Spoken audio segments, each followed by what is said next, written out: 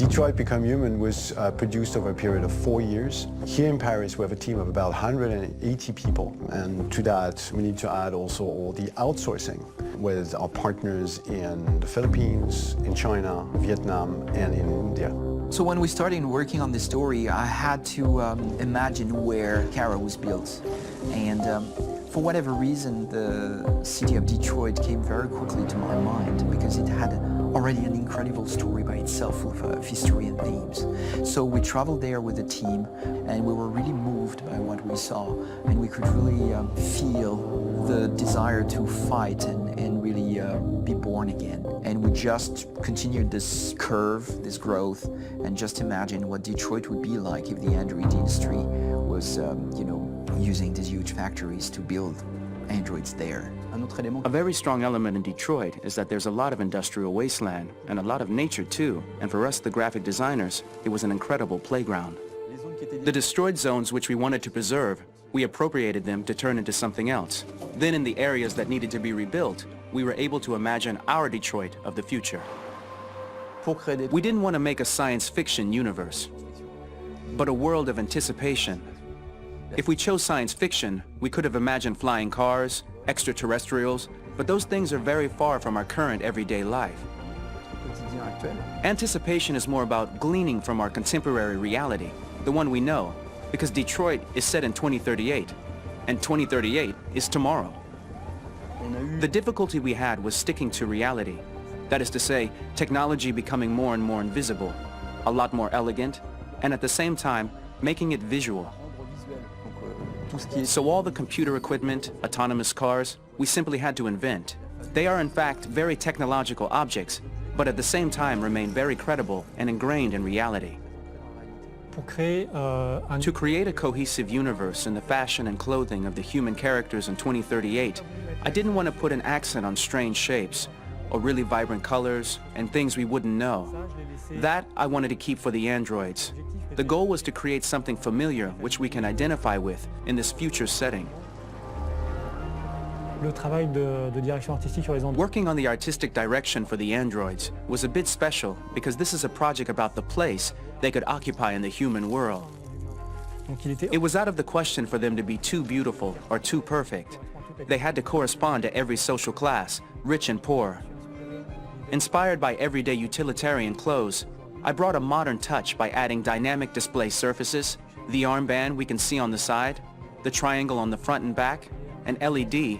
Like that, there's no confusion. Wait. You're sending an android? All right, ma'am. We need to go. You can't do that. Why aren't you sending a real person? Once we cast the actors, we travel to meet them in order to scan their faces. We record the structure of their face with the scan. And we record the colors and patches of skin with photography. Once we have this information, we will use this as a basis for modeling and creating the characters. The artist will make it more realistic, but will also enrich it. He will propose ideas which we will develop together. Finally, we will have a character with character who corresponds to the project and the world. When the actors come to Quantic Dream, we show them the design, what their image will be, and what they will look like in the game. This extra information gives them another dimension and color to connect with emotionally. It helps them think about how to play their character. Your mission. That's all you care about, huh? You should consult a professional who can help you. Beat it, you hear me? Get the hell out of here! So there are 3 types of shoots at Quantic Dream. Shooting and performance capture, where you capture the whole actor, his voice, his face, and his body. These shoots are obviously done with American actors because the game's original version is in American English. After that, there are the body-only shoots, representing around 250 days of filming, while the performance capture is 100 days of filming. Now, body-only shoots, there are 2 types. There are the action shoots and the technical shoots, which are mo-kit shoots. Mo-kit is when the player controls a character on the screen, and he moves in an environment to explore it. This is of particular importance at Quantic Dream, and therefore we shoot a lot to offer a unique context for each scene and each character. To prepare a motion capture shoot, we first get together to look at the sets we need, the animations that we want to shoot, which ones need to be grouped together, or which ones need to be cut and shot at another time, so that we get the most out of the shooting day.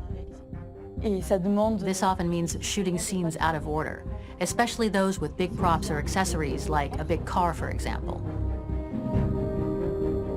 So we shoot all the animations related to that particular prop first.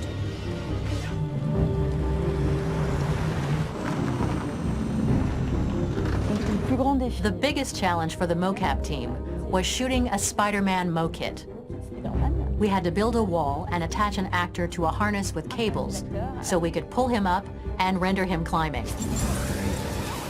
The shooting on this game total took about, I would say, more than a year, maybe 1 and 2 years, with about 300 actors on set. So I would say it's quite a massive production. But so much happened on this set between the stunts and the shootings with a little girl and all these great actors that we had. It was really a very, very memorable journey for the team and for myself.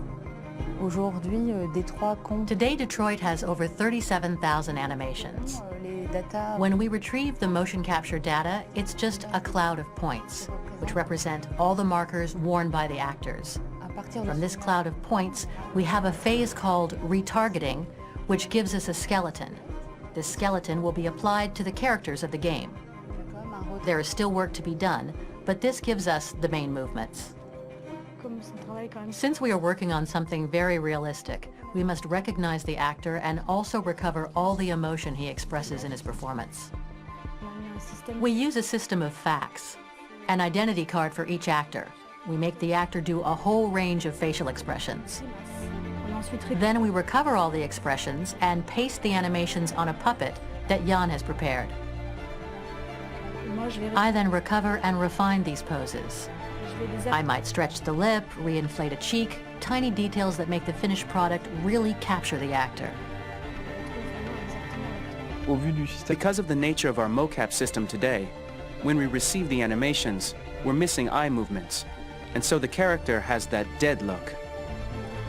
He really has no eyes, so then it's a big part of the work for the animators to find the regard of the actor in relation to his position, in relation to the body, etc.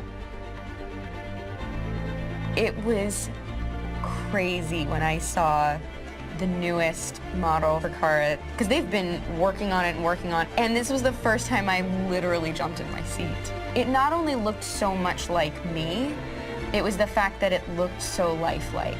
It wasn't that it looked just like it was a camera, it was something else, you know, but it looked alive. It's exciting, and it's kind of terrifying. Game after game, we learned the rules of optics and filming, and our goal with Detroit Become Human was to have cameras that would actually emulate the optics of a real physical camera. So basically dealing with real-world imperfections was our main task, and just to make cameras look as real as we can. Once the animations are shot and processed by the animation department, integrated and polished, we film them. That is to say, we really do a mise en scène, as in cinema. The real difficulty of our job is to know if these cameras are telling us something. Are they in the emotion of the scene? Do they describe exactly what the action must convey, what must be felt? The most important challenge for me was one of the final scenes where Marcus decides to start the revolution and go to the battlefield. Very quickly, we imagined this to be a huge sequence shot. We wanted the feeling of a cameraman running behind us while showing Marcus, the androids who help him, the person shooting at us, etc. Above all, it was necessary to say to oneself, this scene is very violent but does not glorify war. On the contrary, that war is something improbable and absurd. It was really a fun challenge. The idea was to say we have 3 characters. We would like each of them to have a specific cinematography. We wanted Cara to be much more filmed with some kind of handheld camera, to have something very living, very breathing. For Connor, we wanted something very cold and very perfect. And for Marcus, we wanted something epic and spectacular.